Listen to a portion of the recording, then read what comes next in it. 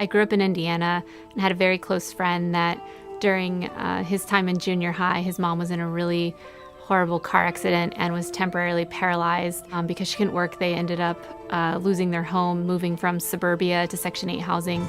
She became very depressed and addicted to the painkiller Dilaudid she was prescribed, and then began selling it and selling all sorts of other drugs. And so he essentially went from cornfields to crack house in about 9 months and failed every single one of his classes his freshman year of high school and was going to drop out until essentially a group of teachers decided, instead of just telling him to do better, that they would try to help meet his basic human needs. So he went from being a straight F student to a straight A student, varsity athlete, and went on to attend the Naval Academy. And I thought he was the most extraordinary person I had ever met. So we ended up falling in love and getting married, and we've now been married for more than 13 years.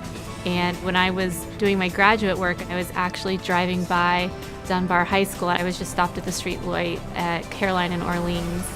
And for whatever reason, it just hit me, oh my goodness, there's a high school there, and there's public housing across the street, and then Hopkins is right there. And the thought that crossed my mind wasn't that I could, save inner city kids. The thought that crossed my mind was that I thought there were probably students at Dunbar that were similar to my husband, really intelligent, but having experienced incredible challenges outside of the classroom. And that prompted myself and my husband to found the Incentive Mentoring Program. So we currently have 95 students, their biological families, over 500 volunteers, with over 90% of them from the Hopkins community, undergraduates, graduate students, medical students, postdocs, even faculty.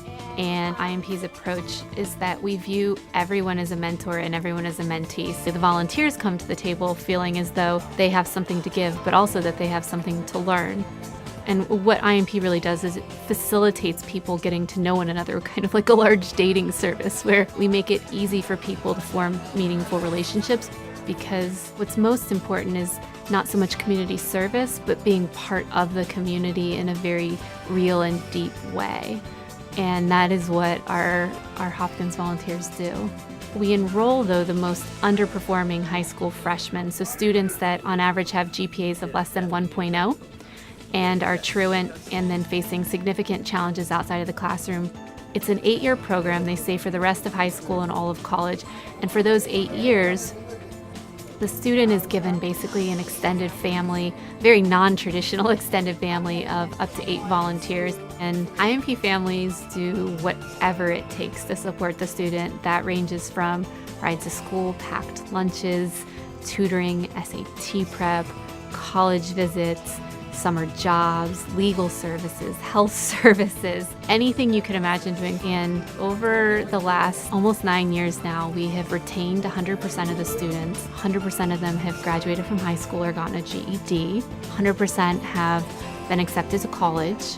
97% have matriculated to college. And I think our proudest accomplishment as an organization would be the fact that we've never given up on a single student.